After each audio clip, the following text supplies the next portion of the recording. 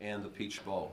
I do want to thank the men and women of the Atlanta Police Department. They will be working extra hours starting tomorrow. We are going to be canceling off days. We're going to go over that in just a little bit because this is a team effort to make sure this is a safe city as we celebrate. We're joined today by a number of our key partners to make sure these events are successful and memorable. And so it's my honor now to introduce our Commissioner of the Department of Transportation for the City of Atlanta, Solomon Cavanis. Commissioner. Thank you, Chief Shearbon. I am Solomon Cavanis, Commissioner of the Atlanta Department of Transportation. On behalf of the Honorable Andre Dickens and the Atlanta Department of Transportation, our primary goal is to ensure safety for our residents and visitors. When thinking about New Year's Eve plans, we have some important information to help you plan and safely navigate your festivities. We may just be able to save you some major headaches as you come and participate in these events with us. Safety isn't just a buzzword for us. Mayor Dickens and the Atlanta Department of Transportation, the Police Department, Atlanta Fire and Rescue, and Atlanta City Council are all focused on safety for everyone within our city. We have folks of all ages celebrating, and nobody wants their New Year's starting off with a crash. Remember, the best celebrations are the ones with everyone gets home safely, and let's make New Year's Eve one for the books for all reasons. We want to make sure that MARTA is your first choice. We're here to make sure you skip the parking nightmare in the city and take advantage of MARTA and their resources. You can head over to MARTA for a New Year's events webpage at www.itsmarta.com. And if MARTA's not your first choice, rideshare services are available to you. The Peach Drop pickup and drop-off locations are Peachtree and Martin Luther King Drive and Marietta and Peachtree.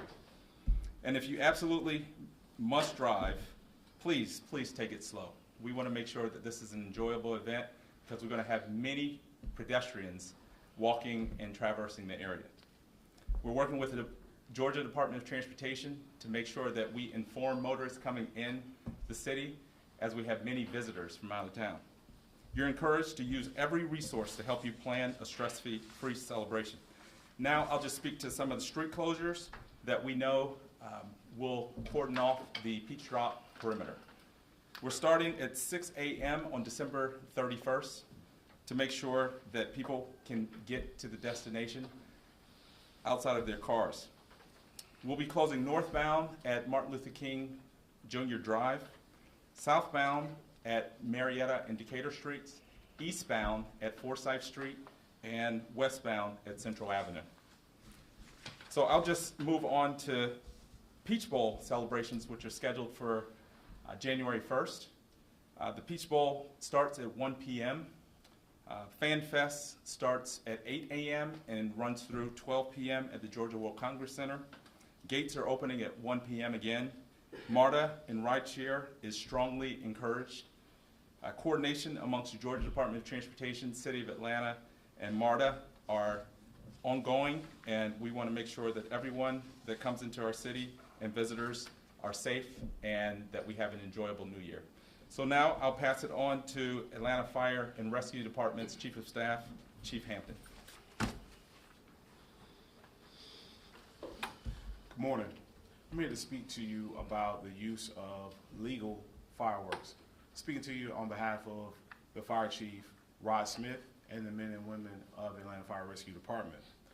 If you choose to use legal fireworks during your New Year's celebrations, we want to ask that you never place live fireworks in the hands of any children. And if you do allow children to use fireworks, we ask that you're there as an adult to watch over them. Older children should never use fireworks without an adult close or nearby. Never use fireworks if you're under the influence of drugs or alcohol. Anyone using fireworks or standing near fireworks should have earplugs or ear protection, eye protection, as well as being in open space. Anyone using fireworks should never light them and keep that item in their hands. We ask that if you're going to use fireworks and you have them in your hands, make sure that you're in an open space. Never light them indoors.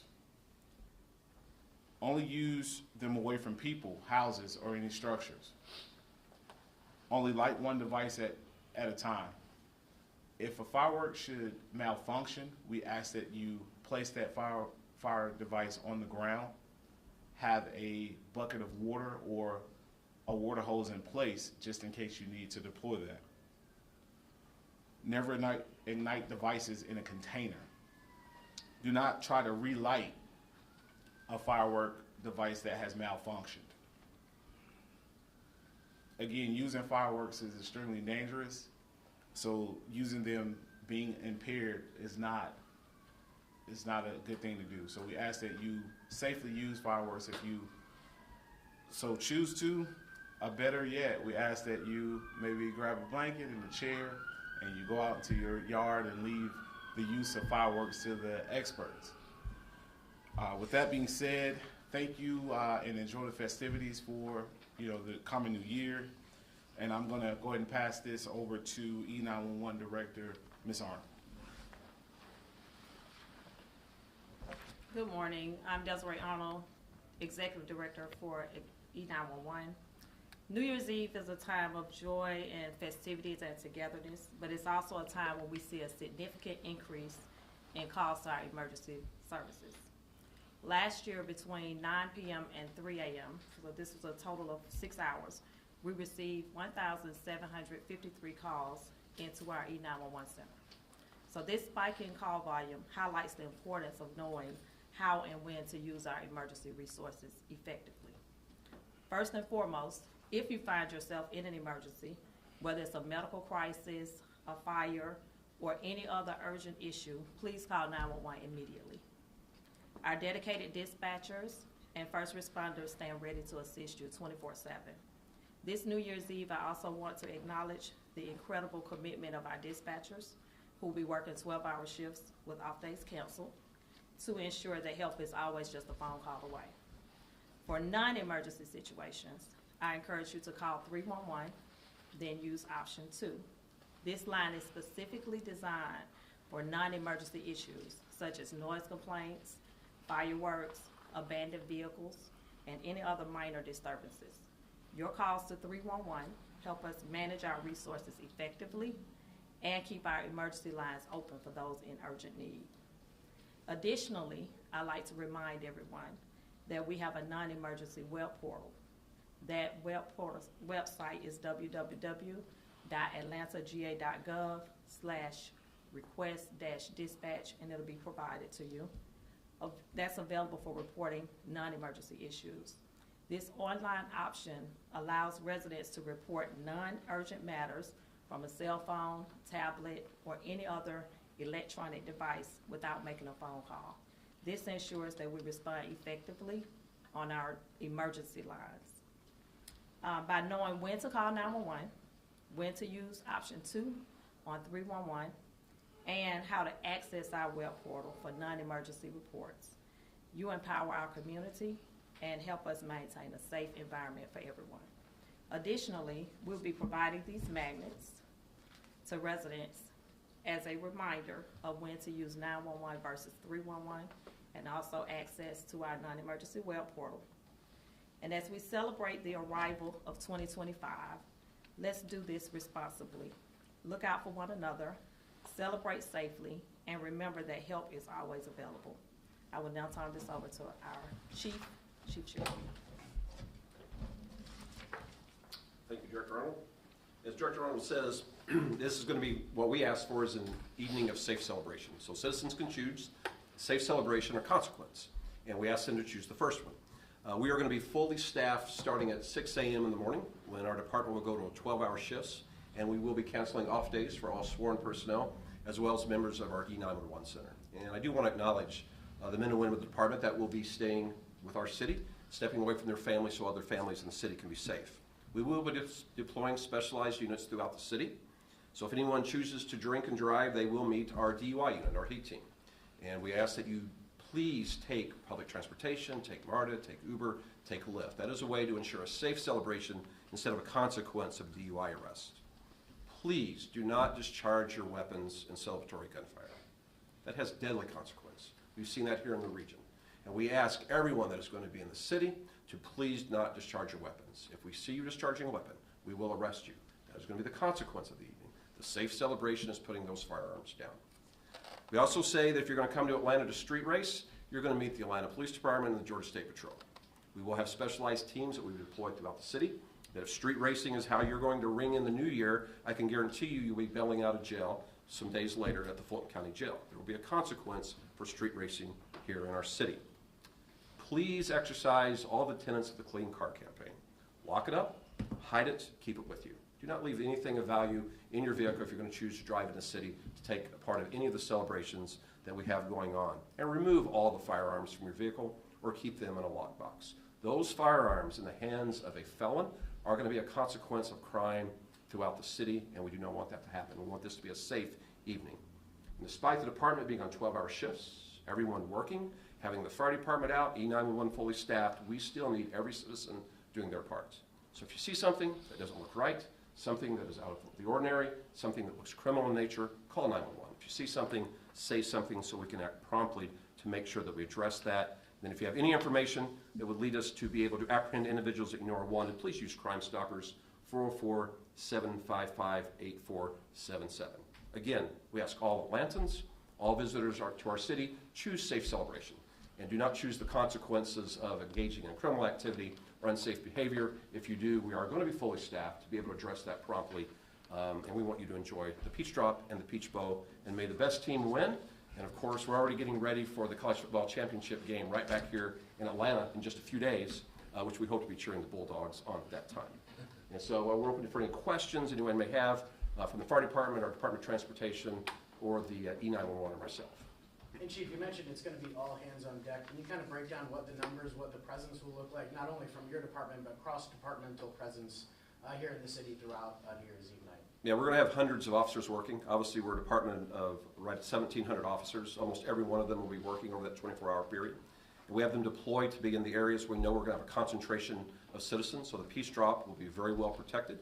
We'll be deployed to make sure that it's safe. If there's anyone going to engage in criminal activities, that we quickly address that. But we're still responding to 911 calls in the 244 other neighborhoods of Atlanta, Georgia. So we'll be out protecting those neighborhoods, responding to calls, addressing celebratory gunfire, addressing DUIs, and wherever the city may call upon its police department, we're going to be there and we'll be there quickly.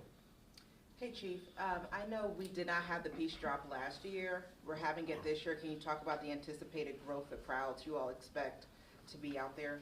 Yeah, you know, every year we've had the Peach Drop, it's very crowded in the downtown space, all around that area. The commissioner went through the street closures that are in its place, that is so everyone can fit into that area and enjoy its celebration. We expect tens of thousands of individuals to be there based on previous years. We also know we have a weather forecast that is conducive to large crowds coming out, and so we anticipate tens of thousands, and we'll be ready for it. Are you expecting a bigger than usual crowd with that year off? There's new hotels in downtown that were not there previously, and with the good weather, big names. Are you expecting the biggest Peach Drop ever, possibly? Or? Can't say that, but I say we're going to see a large one. It's going to be one of the largest ones we've seen.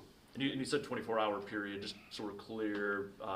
12-hour shifts start at 6 a.m. tomorrow morning. Does it go longer than 24 hours because the football game's on the first? Yeah, we have other units that's going to remain on extended shifts. That's the entirety of the police department. Gotcha. To get us through the Peach Drop. We still have staffing enhancements that are occurring to get us through the Peach Bowl that will be playing out Wednesday afternoon. Can we talk about the 911 center? I know we've done stories about a lag and people calling and being placed on hold. Can you talk about the additional staffing? Your office may beef up that, so if someone does call 911, they don't encounter that hold, or can you explain that? Yes, so our 911 professionals will be working 12-hour shifts, 24 hours, similar to what APD is working. So we'll actually start our shifts at 0700 versus 0600. And the purpose for us giving this press conference is to encourage people to only use 911 for emergency situations, which allows us to leave our staffing or our available operators open to answer those calls. So if we're not tied up on non-emergency calls, we're available to go ahead and handle those emergency situations.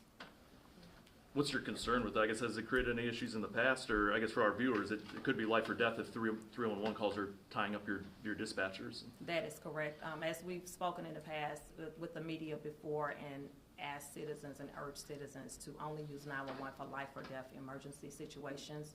Of course, if an operator is tied up on a non-emergency call, then that does keep them from being able to immediately answer an emergency call. So we are urging the public to only use 911 and then reference 311 option 2 or use the web portal. And the web portal is online. You do not have to make a phone call at all.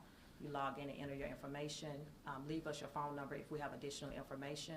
We'll give you a call back, but you will receive the same service that you would have had you called into the 311 option 2 or the 911 center without tying up operator.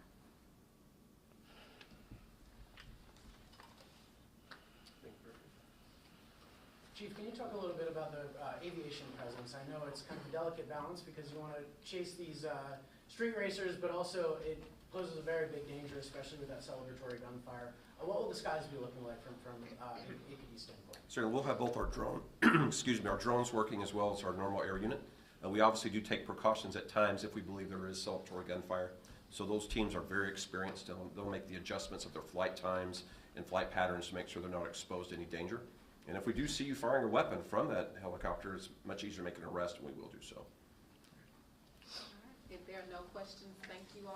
All right, Happy New Year to you all. Appreciate you all. All right. And everyone, the names of everyone who spoke are here. You can come shoot those.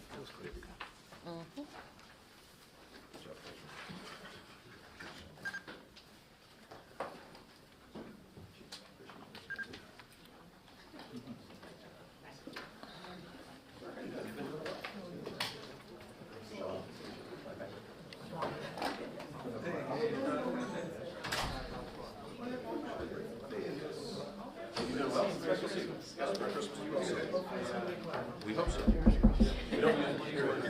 Oh, yeah, no, I know.